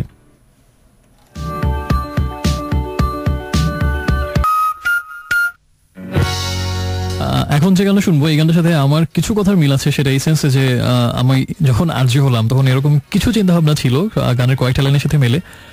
সেটা হচ্ছে যে যদি এমন কেউ থাকে আমার নৌকাটাতে আশ্রয় নিতে চায়, এমন কেউ, আমি তার জন্য সবসময়ই তার বন্দরে নৌকা ভেড়াবো, সবসময়ই, অন্তত প্রত্যেকটা রাতে যখন আমি থাকি নৌকাটা চালিয়ে যাব, যদি কোনো আশ্রয়হীন মানুষ আশ্রয় নিতে চায় সেখানে, বন্ধু হিসেবে আমাকে ভেবে। এরকম একটা চিন্তা ভাবনা ছিল। তো এই গানটার সাথে আমি কিছুটা মিল খুঁজে পাই। So it's one of my favourite songs by James, Nagar Baul. বন্ধু আমার, তোমাদের মাঝে কি কেউ আছে কত ভোলা? হ্যালো ফ্রেন্ডস, শুনছেন এই মুহূর্তে আজকে আরেকবার, আর চলছে ড্রিমস অ্যাভিনিউ, রেডিও আমার 88.4 FM এ আপনি এই মুহূর্তে আছেন এবং আরো কিছুক্ষণ থাকবেন আশা করছি, অন্তত আমি যতক্ষণ থাকবো। সময় 1:20 আরো 40 মিনিট এখনো রয়ে গেছে আমাদের হাতে। প্রায় শেষ, শুধুমাত্র গান বাজাবো, কথা কম, গান বেশি হবে এখন থেকে। একটু আগে শুনছিলাম নগরবাউলের একটা গান, তবে বন্ধু নৌকা ফেরাও, এবং নগরবাউল অ্যালবাম থেকে গানটা নেওয়া হয়েছে। এবং আমার বললাম না যে আমার শোয়ের থিমের সাথে কিছু, এবং এরকম একটা থিম নিয়েই সবসময় চেষ্টা করেছি শো করতে।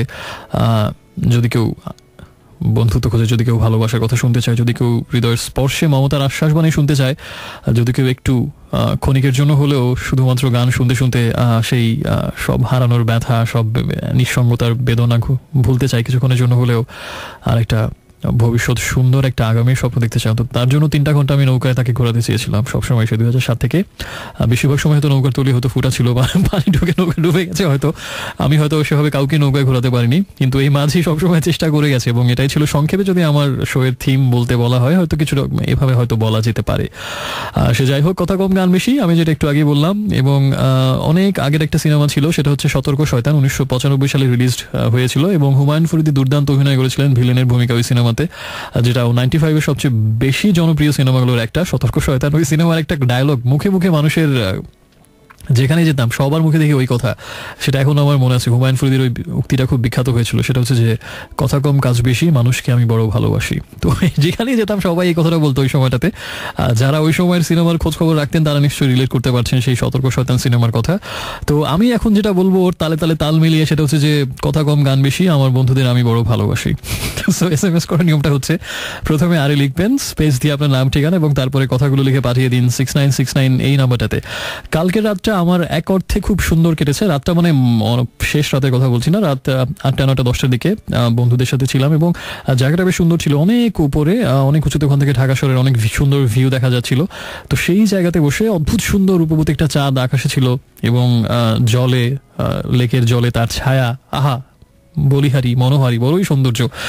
এরকম একটা মুহূর্তে উদাস হয়ে যে গানগুলো শুনতে ইচ্ছে হলো, মোবাইলের ইউটিউবে গিয়ে ওই মুহূর্তে ওই গানগুলোই প্লে করলাম এবং একটার পর একটা সেই গানগুলোই বাজছিল এবং একটা অদ্ভুত সুন্দর সময় কাটছিল কালকে। তার একটা গান কিন্তু একদম প্রথম যে গানটা দিয়ে স্টার্ট করেছিলাম সেই গানটা কিন্তু আজকে আমি অলরেডি শুনে ফেলেছি এবং সবাইকে শুনিয়েছি। ওয়ারফেজে মনে পড়ে, ওটা দিয়ে শুরু করেছিলাম এবং তারপরে শুনেছিলাম যে গানটা, সেটা হচ্ছে এখন যে গানটা প্লে করবো এটা, এবং তারপরে আরও যে গানগুলো শুনেছিলাম কালকের সুন্দর সময়টাতে সেগুলো সবই আজকে প্লে করবো, এরকম একটা চিন্তা ছিল। তার সেকেন্ড গানটা শুনে ফেলি, কালকের প্লেলিস্টের সেকেন্ড গান এখন আমরা শুনবো। অসাধারণ গান নিঃসন্দেহে।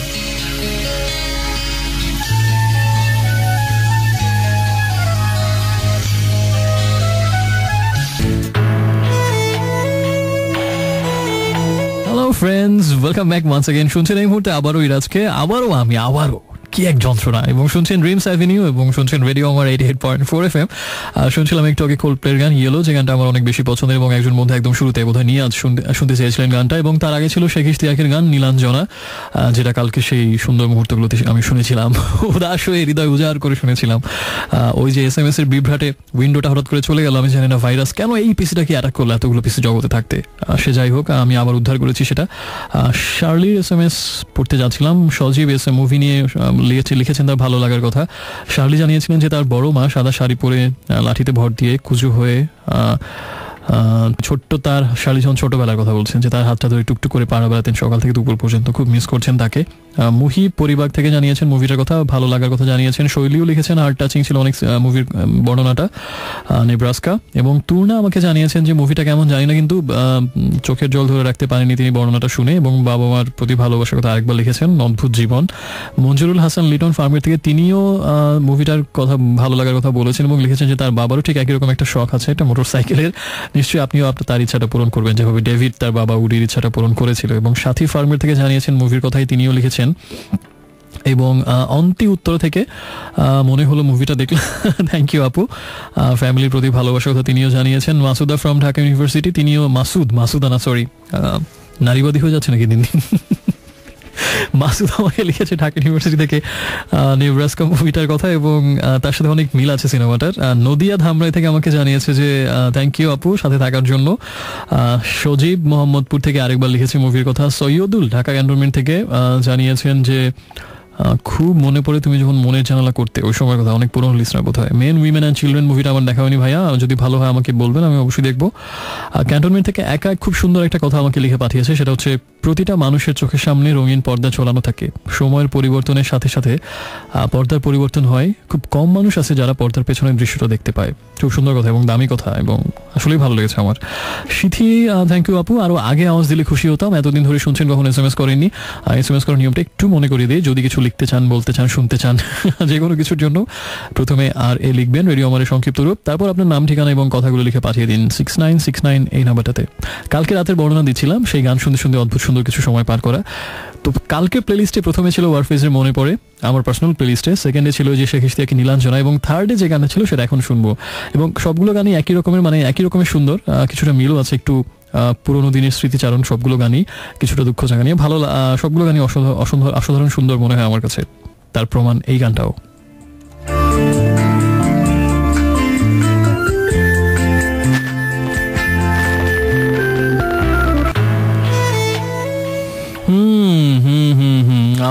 আবার শুনছেন ইরাজকে, আবার শুনছেন ড্রিমস অ্যাভিনিউ, এবং আবার শুনছেন রেডিও আমার 88.4 FM। শুনছিলাম এলআরবির গান জন্মহীন নক্ষত্র, অনন্ত রাত্রি সীমাহীনতায় জেগে থাকাই আমার নির্ঘুম প্রহর গোনা, ফুরাবে কি আর কোনোদিনও জানা হলো না এখনো।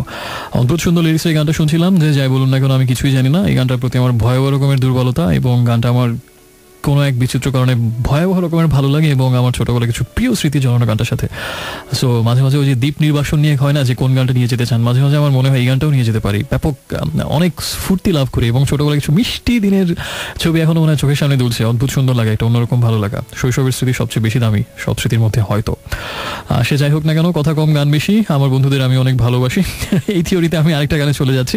শুধু এসএমএস করে নিয়মটা আবার বলে দিই। প্রথমে আরে লিখবেন, স্পেস দিয়ে নাম ঠিকানা এবং তারপরে কথাগুলো পাঠিয়ে দিন 6969 এই নাম্বারটাতে। আর কালকের প্লেলিস্টের কথা আমি বলছি বারবার, এবং সেই প্লেলিস্টের ফার্স্ট সং মনে পড়ে বাই ওয়ারফেস, সেকেন্ড সং ওই যে শেখিস্তে একই নীলাঞ্জনা, এবং থার্ড সং ছিল লাকি আখন্দের এই নীলমণিহার। এবং এবারে কালকে প্লেলিস্টের fourth and last and final song যেটা ছিল সেটা এখন প্লে করছি। আর গানগুলোর মধ্যে একটা মিল আছে, শুধুমাত্র ওয়ারফেসের গানটা বাদে বাকি সবগুলো গানে সুরকার একজন, তিনি হচ্ছেন অসাধারণ সেই মানুষটা লাকি আখান, সেই নীলাঞ্জনা, তারপরে তার নিজের যেটা গানে নীলমণিহার, এবং এখন যে গানটা শুনবো সবগুলো গানে সুর করেছেন তিনি। অসাধারণ সব গানের সুরকার তিনি, এবং আমার সবচেয়ে প্রিয় সুরকারদের একজন, সবচেয়ে প্রিয় মিউজিক কম্পোজারদের একজন। মানুষ হিসেবে যে মানুষটা অসাধারণ, একেবারেই সাদামাটা, অসাধারণ একজন মানুষ, অসাধারণ একজন গায়ক, অসাধারণ ট্যালেন্টেড একজন। এবং আমার কাছে মনে হয় যে আমরা তাকে সঠিকভাবে মূল্যায়ন করতে পারিনি, অনেকটা বেশি অবহেলিত থেকে গেছেন তিনি, এই মানুষটা, এই অনাড়ম্বর মানুষটা। না হলে এই সময়টাতে সেই কষ্টটা তাকে করতে হতো না শেষ সময়টাতে। যাই হোক, তার প্রতি আমাদের সব, আমি অন্তঃস্থল থেকে ভালোবাসা এবং শুভাশিস তার জন্য জানাচ্ছি। এরকম মানুষ খুব বেশি দরকার যুগে যুগে, এত অসাধারণ মানুষ, এত অসাধারণ গুণী একজন। আর তার সুর করা আরেকটা গান শুনছি।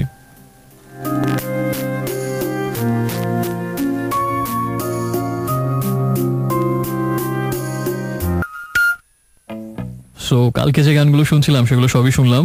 লাকি আখন্দের সুরে সামিনা চৌধুরী গাওয়া কবিতা পড়ার প্রহর, এটা ছিল কালকে আমার প্লে লিস্টের লাস্ট সং, বাট এটা শোনার ইচ্ছা ছিল, সময় থাকলে শুনতাম। ডায়ার স্ট্রেটসের গান so far away.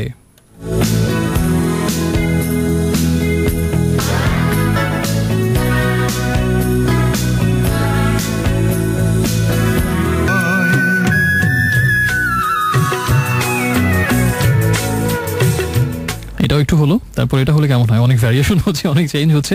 Syed Abdul হাদির এমন তো প্রেম হয় শুনলাম, এবার এটা একটু হয়ে যাক।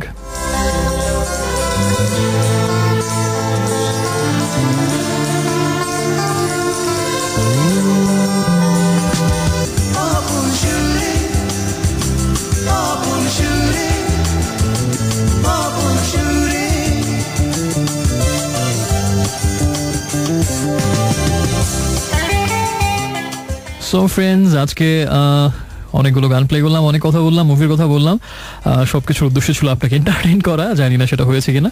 সে যাই হোক, সময় আজকে শেষ, নিশ্চয়ই আগামী সপ্তাহে আবার কথা হবে ইনশাল্লাহ। খুব ভালো থাকবেন, সিজন চেঞ্জ হচ্ছে, নিজের একটু টেক কেয়ার বেশি করে রাখবেন, আমার মতো উদাসীন হবেন না, ওকে? আর এটাই হচ্ছে আজকের প্লেলিস্টের লাস্ট সং, এবং এটা শুনতে শুনতে আমি বাড়ির দিকে রওনা দিই। আপনি ভালো থাকুন, অনেক বেশি ভালোবাসা দিয়ে গেলাম। সুন্দর গান কিন্তু আমার মতো বাজে না, একটু ভালো করে শুনুন, হ্যাঁ? Enjoy it.